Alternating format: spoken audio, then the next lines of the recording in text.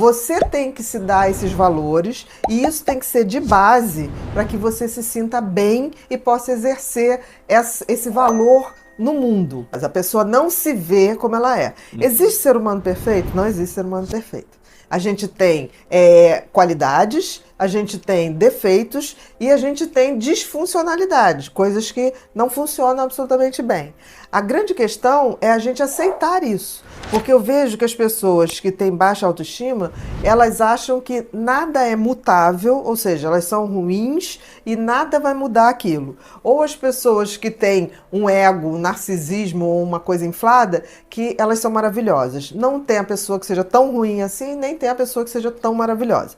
Então, assim, esse equilíbrio da gente ver com olhos mais reais do que a gente tem de bom, o que a gente não tem de tão bom e o que a gente pode mudar. Esse é o processo, né? Para a gente começar a fazer esse valuation da gente, do que a gente tem. Então, a gente tem que ver, partir do princípio que não existe um cérebro perfeito, não existe uma pessoa que vai ser boa em tudo. Mas a gente identificando desde muito cedo o que a gente faz de uma maneira, o dom, né? Faz um pouquinho diferente das pessoas e tem um prazer e sabe que aquilo é bom, nada te valida como pessoa, a não ser a sua essência. Nada vai te validar. Sim. O problema é que as pessoas já não sabem a diferença. As pessoas estão tão precisando de coisas para ser alguma coisa, confundindo, que elas se perdem, elas não sabem o que elas são. E aí você vê adultos que chegam e falam assim, eu não sei para que eu tô aqui, eu não sei o que eu vim fazer aqui, porque assim, o material vai preenchendo uma coisa que chega uma hora que não tem preenchimento. Então tem um vazio que não é preenchível com coisas materiais. E aí? Eu acho que as grandes pessoas, elas, quando são submetidas a testes que muitos capotam, que poderia ir para arrogância, é quando elas florescem, é quando elas notam, tipo assim, que bom que eu sou assim. E persiste. Não fica ouvindo que os outros estão dizendo que ela tem que ser assim, tem que ser assado. Tem que ser quem é. O que acontece é que as pessoas não estão lidando com o excesso de dinheiro ou o excesso de coisas materiais. Porque assim, toda vez que você ascende muito e você começa a ter muito acesso a coisas materiais, chega uma hora que vai caindo nessa coisa banal, nada mais dá prazer. Então você compra, você troca de parceiro, você pode ter tudo a tempo e a hora e começa a ter o tédio, né? E aí isso não é legal. Porque o que se vê é que quando você vai referindo que felicidade é só coisa material, tá ligado ao que eu compro, ao que eu obtenho, você chega uma hora que vem o oposto. Então, quando você tem muito acesso, chega uma hora que vem o tédio traz a ansiedade traz a depressão, né? Para você ver que existe essa solidão do excesso.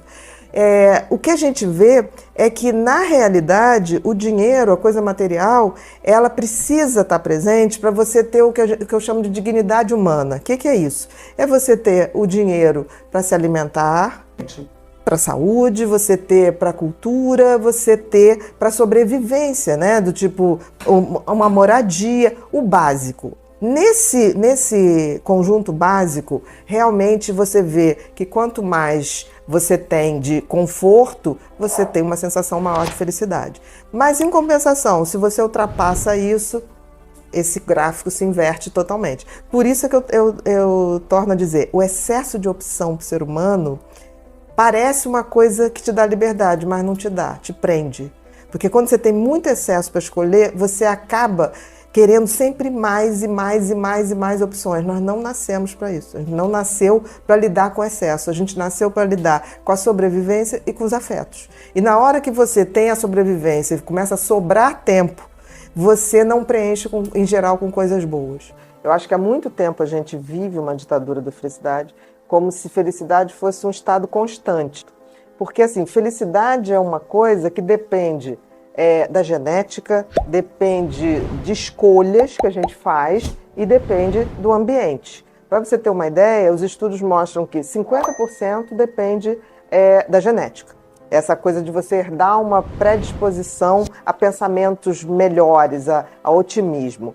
40% depende das escolhas que a gente faz, que é aquela coisa que você às vezes sabe que uma pessoa não é tão legal para você, mas você mesmo assim arrisca. Mas a intuição diz que não, mas você arrisca. Então tem a coisa das tuas escolhas. E tem a coisa, por incrível que pareça, o ambiente ao redor, só 10%. Então felicidade, de fato, é algo que está muito mais ligado à nossa visão de mundo e não do que está acontecendo. Claro que tem exceções para situações muito extremas. A gente tem que analisar que felicidade não é uma coisa que você compra, não é um produto que você compra, não tem como fazer isso. Felicidade é você repensar a maneira de ver a sua vida. Primeiro que a gente tem que atualizar o que é felicidade. Felicidade é um estado onde você se sente bem e confortável com você, independente do que está em volta, independente do que está acontecendo. Talvez, se a gente pudesse dar uma definição, é você poder caminhar na jornada da vida sabendo que ela tem altos e baixos. Não existe isso. E ter uma visão proativa. Porque assim, vai sofrer? Vai.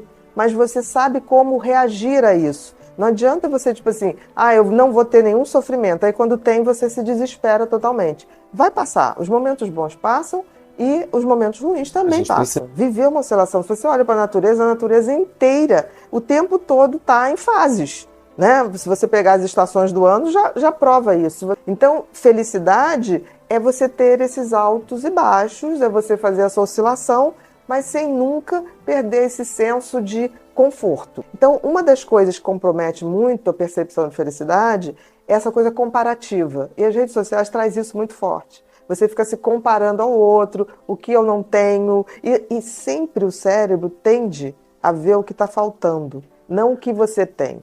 Então, assim, felicidade passa por você começar a fazer uma contabilidade ao contrário. O que eu já tenho e que já é bacana para mim? Então, assim, é muito mais essa maneira de você olhar a vida, essa perspectiva. Agora, coisas que são infalíveis para a gente poder, que a gente já sabe contribuir para a felicidade, é você ter relações absolutamente saudáveis, sejam elas afetivas, seja entre amigos, afeto em geral, de qualidade, não é de quantidade. Né? Ter relacionamento cara a cara, né? Deixar de ser relacionamento virtual, a gente precisa desse contato. A gente ter também propósito e sentido de vida, isso é fundamental. E uma outra coisa, descansar. Não existe felicidade sem descanso, porque o descanso é que traz o reabastecer, é que traz o contato com a nossa essência.